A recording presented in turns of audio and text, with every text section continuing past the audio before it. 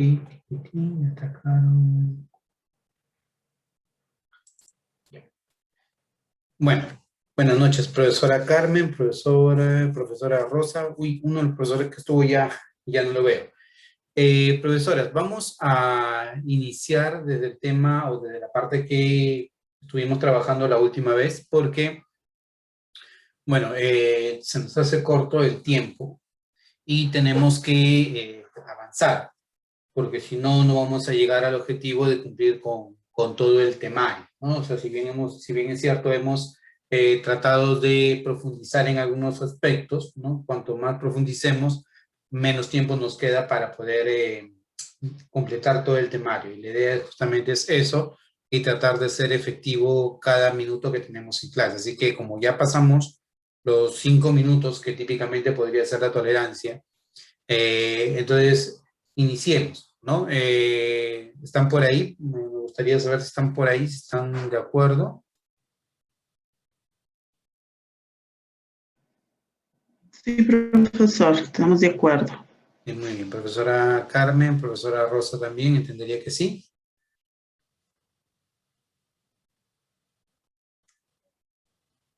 Ok, entonces iniciemos, ¿ya? Bueno, la semana pasada nosotros estuvimos trabajando hasta el tema de números cuánticos, el modelo atómico actual, ¿ya? Y en este modelo atómico actual nosotros vimos cuáles eran los antecedentes para llegar al modelo atómico actual. Habíamos hablado muy por encima de la teoría atómica de Dalton, ¿no? Que propone que el átomo es indivisible, de la teoría atómica de Thomson, que propone de que el átomo era similar a un buggy con pasas, la teoría de Rutherford, que propone de que el átomo era similar a un sistema planetario en miniatura, y el modelo de Bohr, que es válido para el átomo de hidrógeno y para átomos con un solo electrón, y que propone o que mejora el modelo de Rutherford en el sentido de que logra explicar las inconsistencias que no podían ser explicadas con el modelo de Rutherford. El modelo de Bohr es la base del modelo atómico actual. Se basa en la teoría cuántica de Planck, que propone que la energía radiante se transmite no solo en forma de ondas, sino también en forma de paquetes discretos a los que se llaman cuantos o fotones, ¿no? Y también se basa en el modelo de Rutherford. Entonces, en base a estos dos inputs, es que Bohr propone un modelo atómico para el átomo de hidrógeno, en donde te introduce por primera vez el concepto de niveles de energía. Ese es uno de los grandes aportes que hace Bohr al modelo atómico, porque por primera vez introduce el concepto de niveles de energía. ¿De acuerdo? Ahora, como parte del modelo atómico actual, hubieron ciertos antecedentes, como por ejemplo el comportamiento dual de la materia. Les comenté previamente de que no es correcto hablar de la naturaleza dual de la luz, sino es correcto hablar del comportamiento dual de la luz. Y así como es correcto hablar del comportamiento dual de la luz, también es correcto hablar del comportamiento dual de la materia, o sea que así como la materia típicamente tiene comportamiento corpuscular, o sea, es una partícula, yo podría considerar bajo ciertas condiciones, por ejemplo, que las partículas sean muy pequeñas y de muy altas velocidades, que podrían tener un comportamiento corpuscular, ¿ya? Un comportamiento ondulatorio. Entonces, esta teoría de la dualidad de la materia fue propuesta por de Broglie, y propone que la materia no solamente tiene comportamiento corpuscular, comportamiento de partículas, sino también puede exhibir comportamiento de onda. Y ese comportamiento de onda va a estar relacionado con esta ecuación. La longitud de onda de materia va a ser igual a h, que es la constante de Planck, dividido entre la masa por la velocidad de la partícula. En principio, cualquier cuerpo debería tener ese comportamiento dual. Sin embargo, este comportamiento dual es visible para partículas muy pequeñas, como las partículas subatómicas, protones, neutrones y electrones, en donde se puede visualizar este comportamiento dual. Fue visualizado por primera vez en el espectro de dispersión para los electrones. Si bien es cierto, los electrones son partículas, exhibían un espectro de dispersión similar al de una radiación electromagnética. Por eso, además del comportamiento corpuscular, se le pudo asociar un comportamiento ondulatorio. Es ahí donde se valida esta teoría del comportamiento dual de la materia. Otro efecto importante fue el principio de incertidumbre de Heisenberg. Este principio de incertidumbre propone de que no es posible determinar simultáneamente la posición y la cantidad de movimiento lineal de una partícula. De manera sencilla y asociado al átomo no podríamos determinar de manera simultánea la posición y la velocidad de una partícula. Y de la que más nos interesa hablar es el electrón. Si no es posible determinar ni la posición ni la velocidad del electrón de manera simultánea, lo que se puede hacer es definir una región del espacio donde existe la máxima probabilidad de encontrarlo. Y esa región del espacio se llama orbital atómico. O sea, el concepto de orbital atómico nace del principio de incertidumbre de Heisenberg. Al ser imposible determinar simultáneamente posición y velocidad del electrón, lo que sí es posible es determinar la región donde existe la máxima probabilidad de hallar a un electrón. Y a esa región se le llama orbital atómico. ¿De acuerdo? Entonces, el principio de incertidumbre, otro antecedente para el modelo atómico actual. La ecuación de onda de Schrödinger es una ecuación matemática bastante compleja, que la habíamos visto muy por encima y les había dicho que la matemática no viene al caso. Lo que viene al caso es entender qué me da como información o qué quiso proponerse con la ecuación de Schrödinger. La ecuación de Schrödinger une todos los conceptos previos que habíamos visto anteriormente. La teoría corpuscular de la materia, el comportamiento ondulatorio de la materia, el hecho de que el principio de incertidumbre prohíbe de encontrar simultáneamente posición y velocidad de una partícula, en este caso el electrón, todo eso se une en la ecuación de Schrödinger. Y él propone una ecuación matemática a la que él llama una ecuación de onda, de donde se desprenden tres números cuánticos: el número cuántico principal, el número cuántico secundario y el número cuántico magnético. ¿Ya? El número cuántico principal, que me ayuda un poco a definir el nivel de energía del electrón. El número cuántico secundario, que me ayuda con el subnivel de energía del electrón. Y el número cuántico magnético, que me ayuda con el orbital atómico. ¿Ya? No es que lo define directamente, sino que me ayuda. Eso lo vamos a terminar de ver el día de hoy.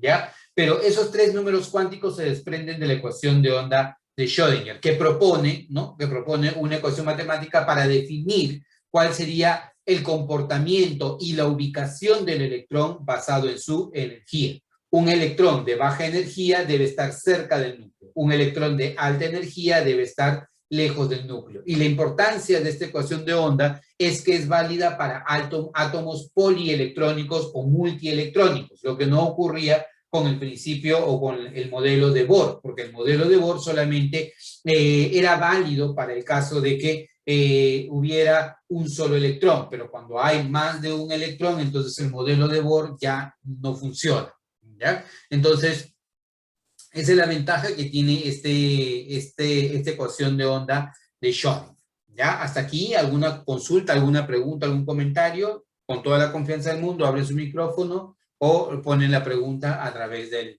chat, ¿ya? Entonces, habíamos también mencionado que uno de los puntos importantes de la ecuación de onda de Schrödinger es que, si bien es cierto, propone una ecuación de onda, una ecuación matemática representada con la letra griega, sí, lo más importante resultaba ser psi al cuadrado, porque psi al cuadrado me hablaba de la probabilidad de hallar a un electrón en alguna región del átomo, y esa probabilidad de hallar al electrón estaba relacionada con el límite que podía tener un orbital atómico. De ahí también la importancia de hablar de este psi al cuadrado, ¿ya? Ahora, los tres primeros números cuánticos, como les había mencionado, aparecen como una solución a la ecuación de onda de Schrödinger. El número cuántico principal, el secundario, el magnético. Y el número cuántico de spin es introducido por Paul Dirac, ¿no? Al encontrarse a través del experimento de Stern y Gerlach, que el electrón podía exhibir un comportamiento magnético, como si fuera una partícula que estuviera girando sobre su propio eje, ¿de acuerdo? Entonces, el número cuántico principal respecto al orbital atómico define su tamaño. El secundario respecto al orbital atómico define la forma del orbital. El magnético define la orientación espacial del orbital, ¿ya? Con respecto al orbital atómico. Y con respecto al electrón, el número cuántico principal solito habla del nivel de energía. La combinación de principal con el secundario me habla del subnivel de energía. principal, secundario y magnético, los tres juntos me hablan del orbital atómico. Y los cuatro números cuánticos juntos me hablan del electrón. O sea, un electrón queda definido por un conjunto de cuatro números cuánticos: principal, secundario, magnético y spin. Esto permite definir al electrón, ¿de acuerdo? Número cuántico principal, solito, nivel de energía. Principal con secundario, subnivel.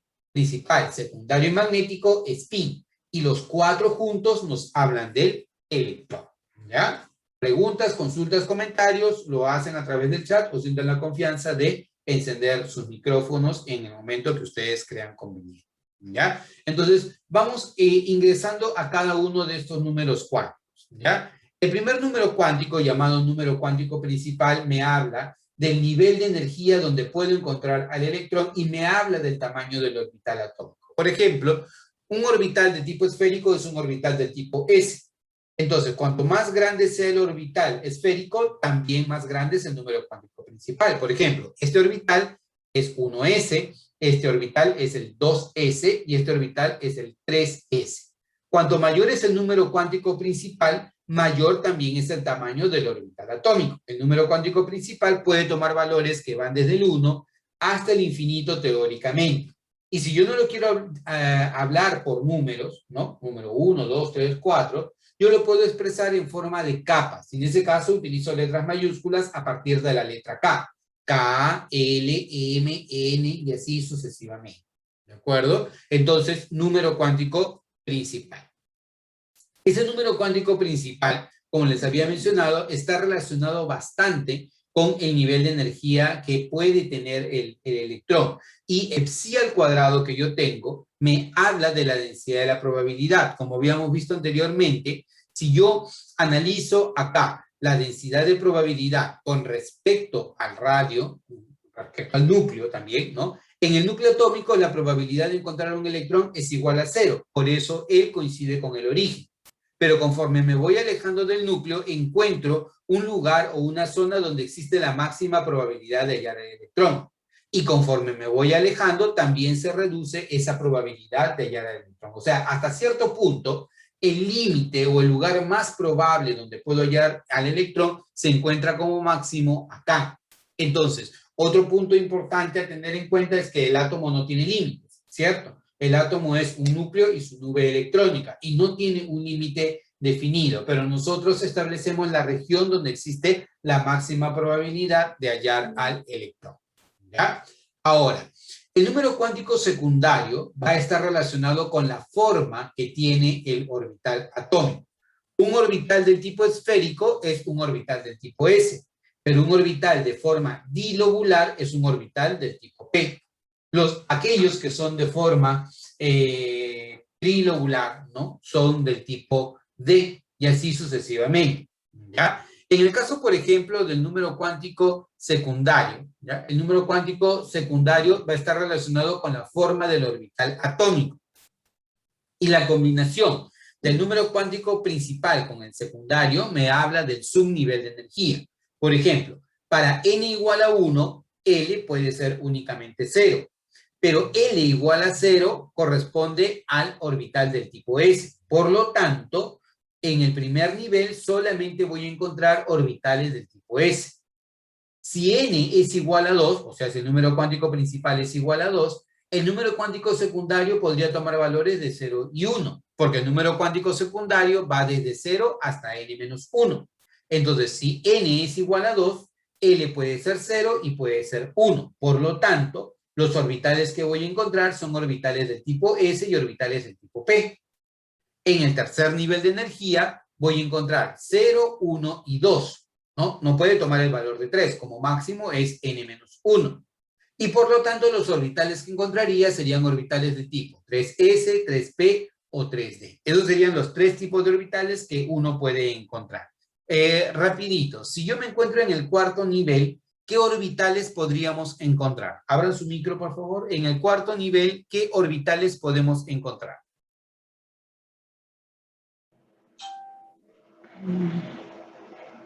0, 1, 2 y 3. Claro, 0, 1, 2 y 3, porque el máximo valor que va a tomar el número cuántico secundario es n-1. Entonces, si toma 0, 1, 2 y 3, significa que en el cuarto nivel de energía voy a poder encontrar orbitales del tipo S, del tipo P, del tipo D y del tipo F. Yo sé que esto ya lo empiezan a relacionar ustedes con la configuración electrónica.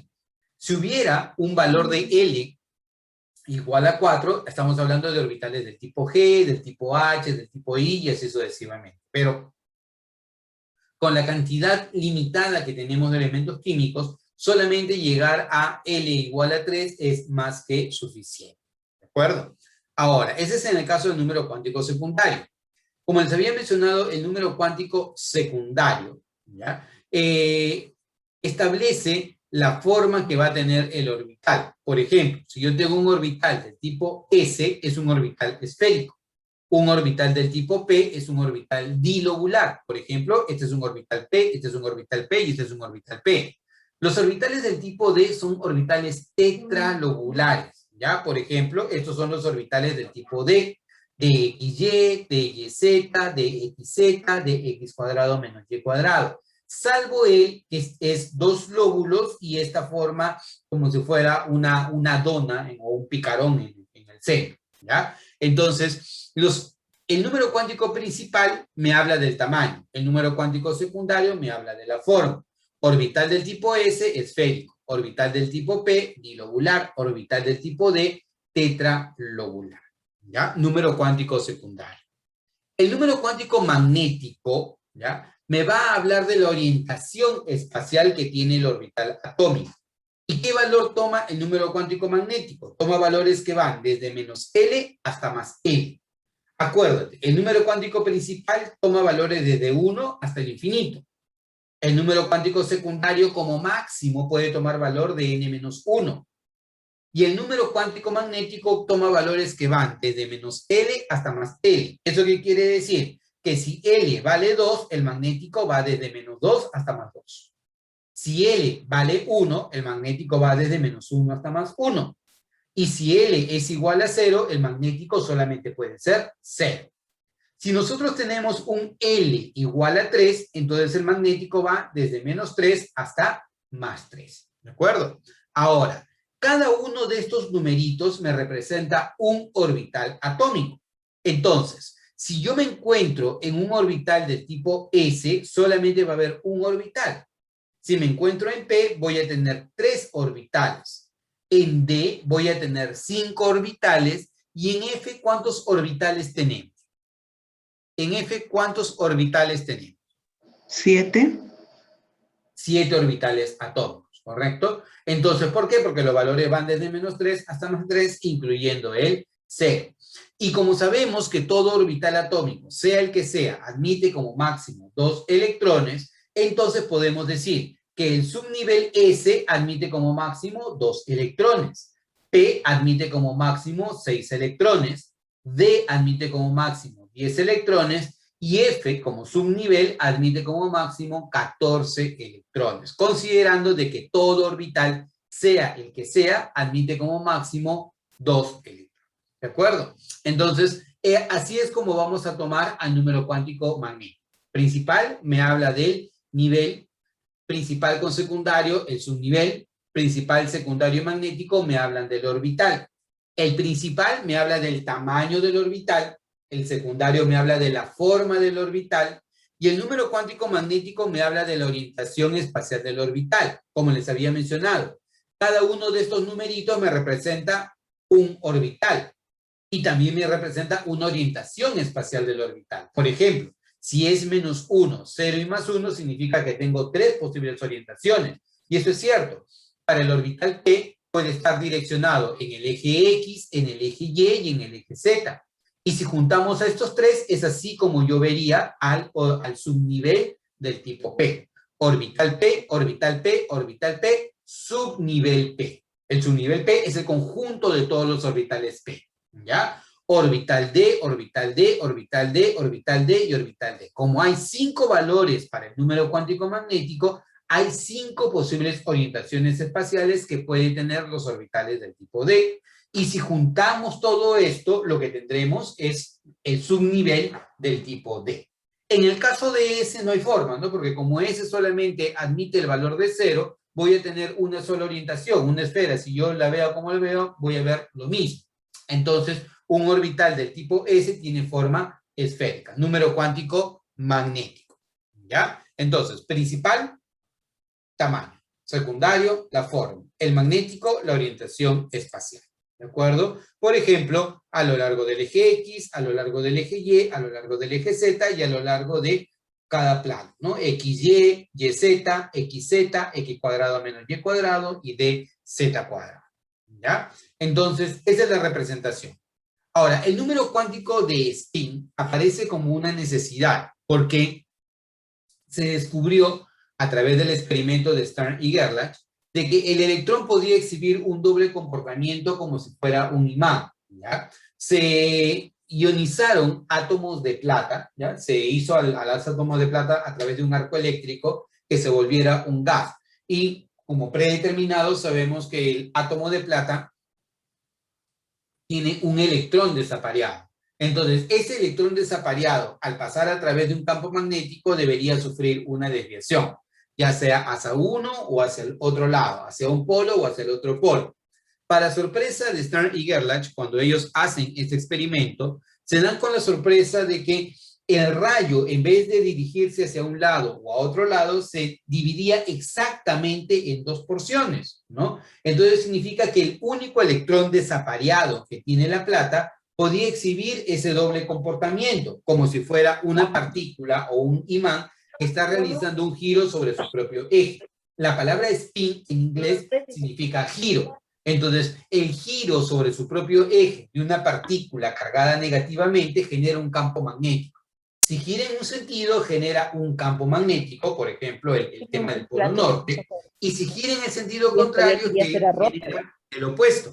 Entonces, en ese sentido, genera interacción, ya sea hacia un polo o ya sea hacia el otro polo. Por esa razón, el número cuántico de spin toma dos valores, que puede ser más o menos un medio, ¿ya? No existe, vamos a llamarle un acuerdo para esto. En realidad, el acuerdo, o vamos a llamarle así, se da a nivel preuniversitario o a nivel escolar como para no confundir al alumno, ¿no? Pero en realidad, si yo lo tomo a él como más un medio o lo tomo como menos un medio, cualquiera de los dos valores es igual. Por eso, típicamente, cuando se habla de mecánica cuántica, del número cuántico de spin, se propone como si fuera más o menos un medio, porque si quieres le asignas el valor de más un medio o si quieres le asignas el valor de menos un medio. Nosotros lo que decimos típicamente, por así, que cuando representamos el electrón hacia arriba, como una flecha hacia arriba, le asignamos más un medio, y cuando lo ponemos hacia abajo, le asignamos menos un medio, pero en realidad eso no tiene un asidero científico, ¿no? Lo considere más o menos un medio, tiene exactamente el mismo significado, ¿ya? Entonces, los cuatro números cuánticos. Los cuatro números cuánticos ayudan a establecer el comportamiento de un electrón, ¿ya? De la siguiente connotación cuántica, ayúdenme por favor. ¿Qué valor no puede tomar el L? Abran su micrófono. Dada la siguiente notación cuántica, ¿qué valor no puede tomar L? El primero es el principal, número cuántico principal, secundario, magnético y spin. ¿Qué valor no podría tomar L de todos los que están ahí?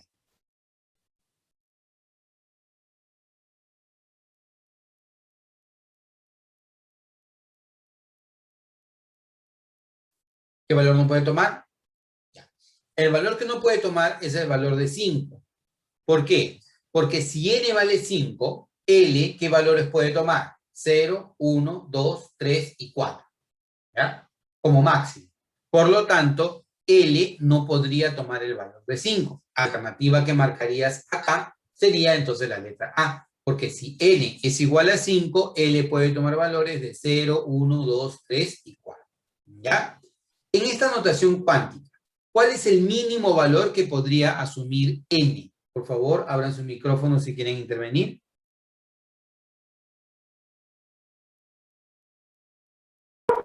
4.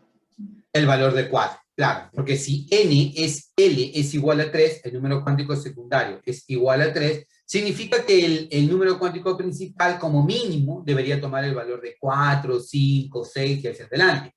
Pero como me piden el mínimo valor va a ser el valor de 4, ¿no? Porque siempre el número cuántico principal es mayor que el número cuántico secundario. Entonces marcaríamos como alternativa la letra C. Excelente, profesora Carmen. Muy bien. Continuemos. Señale el valor que no puede asumir el número cuántico magnético para esta notación cuántica del orbital atómico 5D. Bueno, entonces si estamos en 5D, primero hay que tener en cuenta que para 5D, n vale 5.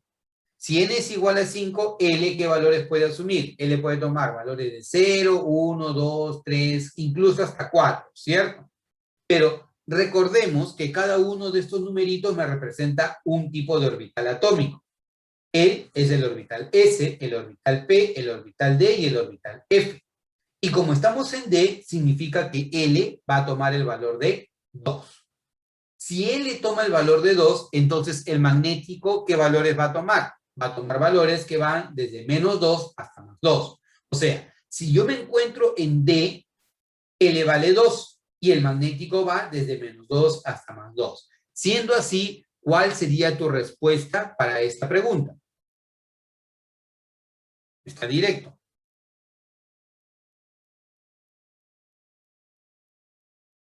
¿Cuál sería tu respuesta? El menos 2, no, más 2. Más 2, ¿no? Más 2 sí está considerado. Más 3. Más 3, claro. Porque si L es igual a 2, el magnético puede variar entre menos 2 y más 2. Más 3 no se encuentra de ese rango de valores. Por lo tanto, alternativa que marcaría sería en este caso 3. Señale la notación cuántica del orbital al cual le corresponden los valores de n igual a 4 y L igual a 3. Yo creo que ya con lo que hemos visto, fácil van a dar con la respuesta, ¿no? L igual a 4 significa que se encuentra en el cuarto nivel. Y L igual a 3, ¿de qué me habla? L igual a 0 es S. L igual a 1 es P. L igual a 2 es D. Y L igual a 3 es F. Por lo tanto, hablar de la combinación n igual a 4 y L igual a 3, ¿de qué tipo de orbital estamos hablando? ¿Qué respondería?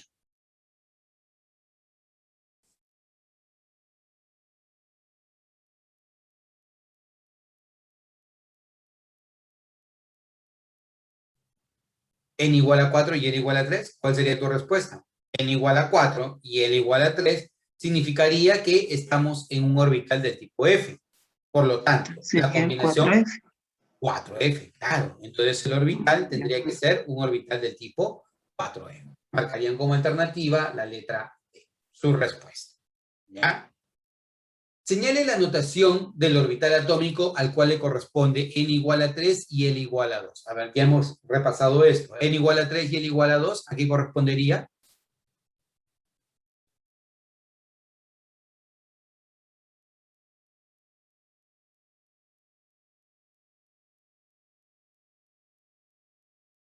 N igual a 3 y L igual a 2, ¿a qué corresponde? 3D. 3D, claro. Porque n igual a 3 es el tercer nivel. Si L es 3, el secundario puede ser 0, 1 y 2. Entonces significa que la combinación 3 con 2 corresponde a un orbital del tipo 3D. Marcarías como alternativa entonces la letra C. Esa es tu respuesta. Acá, señale la notación literal que le corresponde respectivamente a los siguientes valores del número cuántico secundario. Y eso es rápido, ¿cierto? Porque mira, tú sabes que L igual a 0, ¿a quién corresponde? L igual a 0, ¿a quién corresponde? A S. A S. S. L igual a 1, P. P. L igual a 2 es D. Es D. Y L igual a 3 es F. F. Entonces me están diciendo, en este mismo orden indica con cuál coincide. La A. SPDF no, porque si vamos a ese mismo orden, L igual a 2 es D, L igual a 0 es S, L igual a 1 es P y L igual a 3 es F. Por lo tanto, siguiendo ese mismo orden que me están dando, sería D, S, P y F. ¿No? La alternativa, la letra D. Muy bien. Señale la combinación de números cuánticos que caracteriza a un electrón ubicado en el subnivel F. ¿Ya? Entonces, para F, yo sé que el número cuántico secundario tiene que ser igual a 3. Y cuando tú tengas una notación de este tipo, significa que el primer número es el número cuántico principal, secundario, magnético y spin. Entonces, si yo quiero que esté ubicado en F, el número cuántico secundario, L, tiene que ser igual a 3. ¿En qué caso se cumple? Se cumple acá, se cumple acá, se cumple acá, pero no se cumple en estos dos. Entonces, descartado D y E, esto yo no los voy a analizar. Voy a analizar el primero, el segundo y el tercero. ¿El número cuántico de spin podría ser más 3 medios? ¿Sí o no?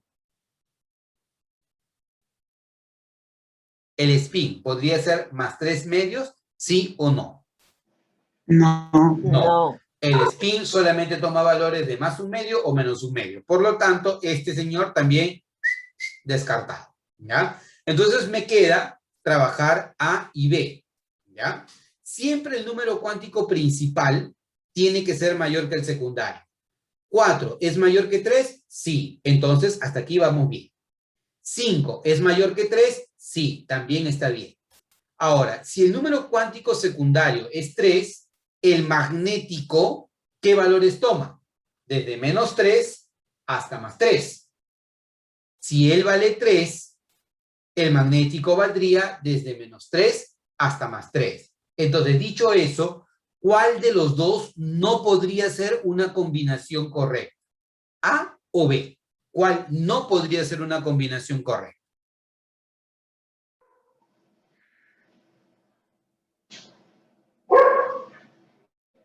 ¿La B?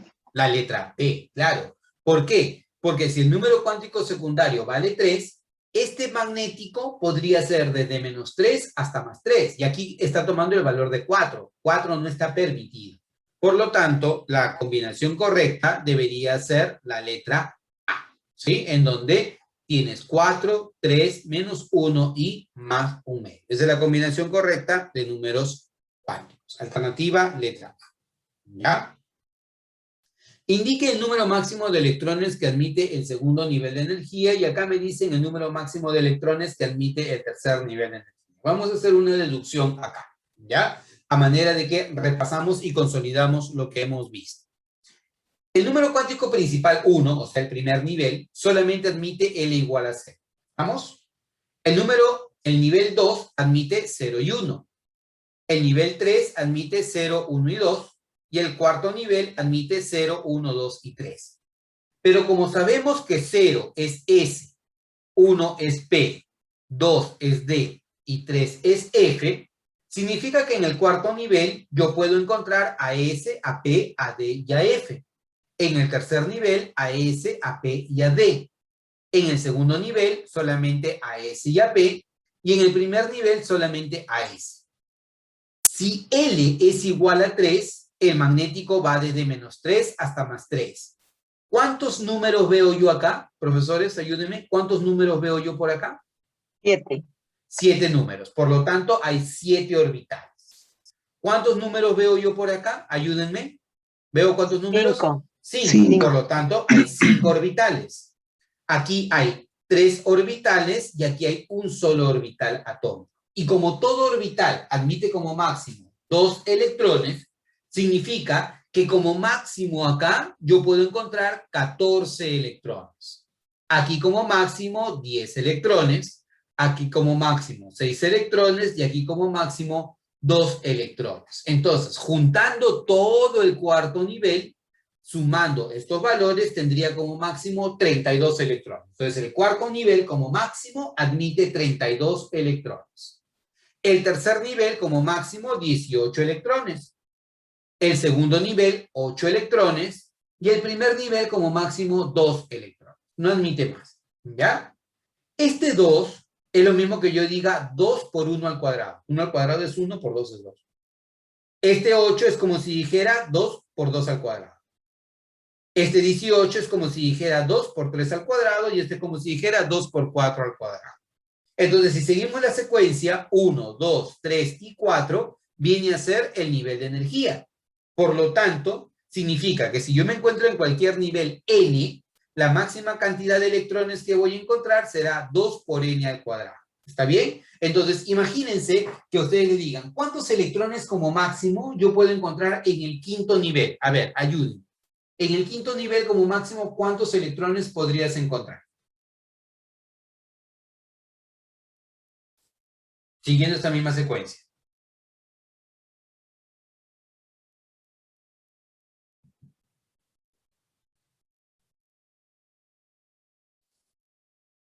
Ya, yo te ayudo.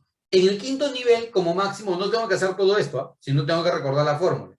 En el quinto nivel, n es igual a 5. 5 al cuadrado, 25. Por 2, 50. Eso 50. significa, como máximo, en el quinto nivel encontrarías 50 electrones. ¿Ya? En el sexto nivel, ¿cuántos electrones encontrarías como máximo?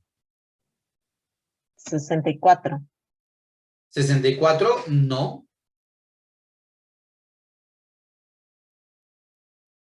En el sexto. 72. 72. 72, claro, porque 6 al cuadrado, 36, y por 2, 72. ¿De acuerdo? Y la cantidad de orbitales es la mitad de la cantidad de electrones máximo, porque todo orbital admite 2 electrones. Entonces, si yo tengo 10 electrones como máximo debo tener 5 orbitales. Si tengo 32 electrones, significa que tengo 16 orbitales como máximo. Si tengo 8 electrones, tengo 4 orbitales como máximo. Entonces, la cantidad de orbitales por cada nivel es n al cuadrado. ¿Ya? Entonces, si yo te digo, ¿cuántos orbitales como máximo tiene el quinto nivel? Respóndeme, por favor. ¿Cuántos orbitales como máximo tiene el quinto nivel? 25. 25, perfecto. ¿Y el sexto nivel como máximo cuántos orbitales va a tener? 36. 36, ¿ya? Entonces, esto ustedes lo pueden ir practicando a manera de que se van familiarizando, si no están familiarizados con los números cuánticos, porque a veces hay deducciones que se pueden hacer y a manera de jueguito con las matemáticas se nos va quedando el concepto de los números cuánticos. Profesores, se nos puede cortar en cualquier momento, volvemos a retornar de inmediato para la siguiente sesión, ¿ya? Ahora, esto, entonces, siendo así, y me pide el máximo número de electrones en el segundo nivel, sería 8, ¿cierto? Acá tendría que ser la letra B. Y en el tercer nivel como máximo, 18. Entonces la respuesta sería 8 por acá y 18 por este lado. ¿Ya? Siguiendo esta misma secuencia. Ah, ya se marcó.